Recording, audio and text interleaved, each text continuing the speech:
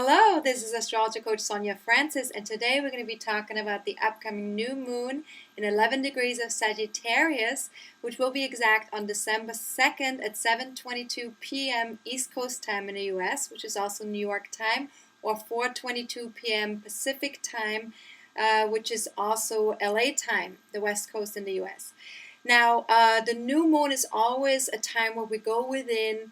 It's a time of a new energy, a new moon cycle is beginning. So for the next 28 days, we're tapping into this new energy at the time of the new moon to see what kind of intentions do we want to set for this new moon cycle and how do we want to align ourselves with that new energy. Now, we'll talk a little bit later about the exact times for setting intentions, but let's first talk about the Sagittarius energy and what does that mean to get in alignment with that energy for these next 28 days. Now, Sagittarius is very much about the larger view of things. It takes a more holistic view of life, and it is very much about the perception of reality. What do we believe in? What is the truth? What is the larger truth of life? And what's the meaning of life, basically, right? And so we need to ask ourselves, what are some things that are true for us? What do we truly believe?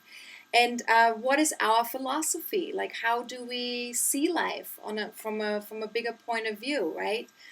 Now, the outlook that we have on life usually gets trained into us very early in life, in childhood, so family, society, teachers, peers, religion. There are all sorts of ways in which we can adapt, what we believe in and how we look at life in general, right? It's sort of like usually trained into us through other people. And so what's important with the Sagittarian energy, Sagittarius is sort of like a seeker of the truth, and is in constant movement of trying to experience life, to see what is the truth. And so what we really want to explore with the Sagittarian energy is not to get stuck in the things that we have always believed because they've been given to us, through other people, because it's something that we've been told. But we want to actually question these things that we've been told and question our beliefs and see, is that actually true for me? Is this something that is in alignment with what I have experienced in life and with what is true deep down inside of me? Now, especially with Jupiter being retrograde at the time of this particular new moon and being in Cancer, we're really being asked to reassess our beliefs, to take a look at our priorities in life, and to also question, our assumptions. And in particular, when it comes to the Cancer energy, because the Cancer energy is connected to family. It's connected to our past, to our upbringing. It's connected to self-care. It's connected to our home, to homeland, to security. It's connected to our feelings, our needs that we have in life, right? So we're really being asked to kind of take a look at all these areas of our lives and see, like, are we needing to zoom out and take a wider view here? Are we needing to have a different perspective? Do we need to look at these areas with new eyes? And also, do we need to kind of see, like, what is true for me? What is in alignment internally for me with those things, in my life? Of course, also, depending on where in your own personal chart this Jupiter placement falls in your birth chart, that would also be an area where you want to reassess your beliefs and want to question your assumptions in that area of your life as well. Now, Jupiter, which is the ruler of Sagittarius, also makes an opposition to Venus in Capricorn at the time of the new moon, which means that we're needing to kind of find the balance between that sense of wanting to expand and wanting to grow and wanting to, go beyond limitations. And on the other hand, we want to kind of get more real and more realistic about, our long-term goals, our relationships, our finances, anything to do with the long-term view of these things.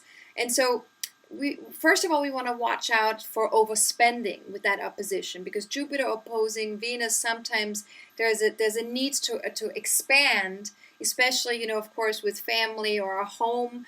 And then on the other hand, there's a limitation around finances or relationships, where we're feeling we're needing to be more realistic and slow things down and build things slowly and take our time with what we're doing here. So we kind of want to find a balance here, and maybe meet in the middle somewhere between that wanting to expand and wanting to kind of contract a little bit and slow things down, right? Now, Jupiter is also in a mutual reception with the moon in Sagittarius.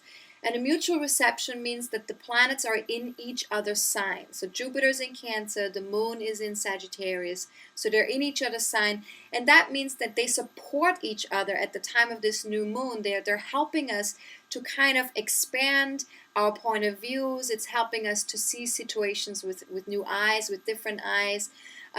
We're able to take more risks when it comes to the expansion of family and home and our feelings and needs. And we're also less scared, because Jupiter in Cancer and the moon in Sagittarius is sort of like about taking a risk, not being so scared when it comes to our feelings, when it comes to our security. And so this is a very beautiful thing, that we're able to kind of step out into the world right now and maybe create a sense of family feel with more people in our lives, not just our actual family, right? Maybe also with the human family, in a sense. And I know I've said that before in other videos. Now, the other thing with this new moon is that Chiron is making a challenging aspect to the new moon. And whenever there's a challenging aspect, it's asking us to stretch ourselves a little bit, to grow in regards to who we have been, the way we have been perceiving our spiritual wounds, our emotional wounds, our past traumas from childhood. And it's asking us to kind of bring a new way of looking at these things to the table, especially when it comes to the point of view that we have around separation.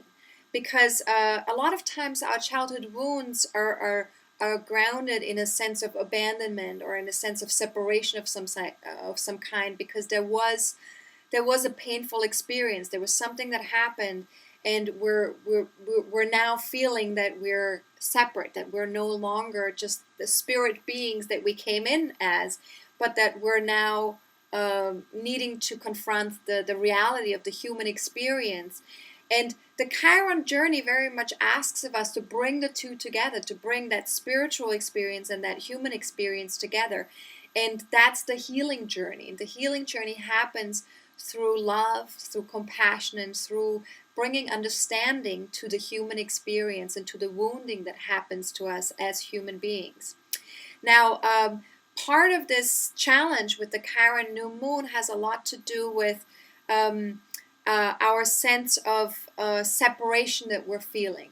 And so what we can ask ourselves is, what would my life look like if I could bring spiritual awareness to every moment that I experience? And of course, it may not always be possible, but what would be possible if I could do that more often than not? Bring that spiritual awareness and bring that sense of love and compassion and understanding. Now, the other thing with this woundedness is that we could ask ourselves, am I ready to view separation from a different perspective? Can I see it as something that is just a human experience? And where in my life am I still attached to feeling separate? Where do I feel separation the most? And it's usually connected to our wounds from the past, to our traumas from the past. So really, really be honest with yourself here, and really try and see and stretch yourself in that area. Because even if you believe that, on a spiritual level, yes, we're all one and we're not separate, and there is no such thing as separation, still truthfully ask yourself, where in your life do you feel separation? And where in your life could you maybe bring a different perspective to that sense of separation? Maybe drop the belief in that moment that you are separate when you're feeling that. So there's definitely, there's a sort of like a needing to explore that and needing to stretch ourselves. Now, if you do have 9 to 13 degrees of personal planets or personal points in Sagittarius, Gemini, Virgo, or Pisces, you're definitely going to feel this new moon more strongly. However, each of us is going to feel this new moon more strongly, and wherever it is in your chart, whatever house it occupies, whatever it falls into, in connection also with wherever your transiting Jupiter is traveling through currently, both of those areas are areas for you where you need to really ask yourself, how can I question my assumptions in that area of my life? How can I have a maybe wider point of view or zoom out in that area of my life so I can see things a little bit differently? And if you don't know your own chart, if you don't know your own birth chart, please feel free to reach out for a mini reading. I'd be happy to support you with a 25-minute reading to answer these questions for you. All right. Now, just to go back to the personal planets, personal points, for those of you who are not familiar with that, personal planets are the Sun, the Moon, Mercury, Venus, and Mars. And personal points in your chart is the Ascendant and the Rising sign, or the MC, which is the career point on the top of your chart. So again, if you're not familiar with your own chart, feel free to reach out for a mini reading and I'll be happy to support you. You can email me as well with questions at Sonja@AstrologerCoach.com. That's SONJA at AstrologerCoach.com. I will always answer general questions within 24 hours. If you have a personal question where I need to make your chart, then please reach out for a mini reading or for any of my other readings, and I'd be happy to support you in that way as well. All right. Now, back to the intentions. Now, intentions can be set this time around for this new moon anywhere between December 2nd at 7:23 p.m. East Coast time in the U.S. until December 3rd at 10:45 p.m. East Coast time in the U.S. That's also New York time. Or on December 4th between 1:49 a.m. and 7:22 p.m. East Coast time in the U.S., which is also New York time. Now, if you do live in a different time zone, feel free to go to the time zone converter. You can either find that on the internet if you Google it, or you can go to my weekly forecasts on my website at astrologercoach.com/blog. And I will have a link at the very beginning of my weekly blogs. I always write a very brief sentence about the time zones and a link that you can click on to check in with your own time zones and see how that relates to you. If you have any questions about time zones, if that's confusing, please feel free to reach out and email me. Again, that's Sonja@AstrologerCoach.com. And then I also wanted to offer, since the holidays are around the corner, I wanted to offer to all of you, if you do want to give the gift of astrology, the gift of a reading, feel free to reach out for gift certificates. I do have a special until December 30th. If you buy more than one gift certificate, so two or more gift certificates before December 30th, you do get a 20% discount on the total of your purchase. And you can either email me and tell me what you need, or you can also go directly to my website and purchase them on my service page, which is astrologercoach.com/services.html.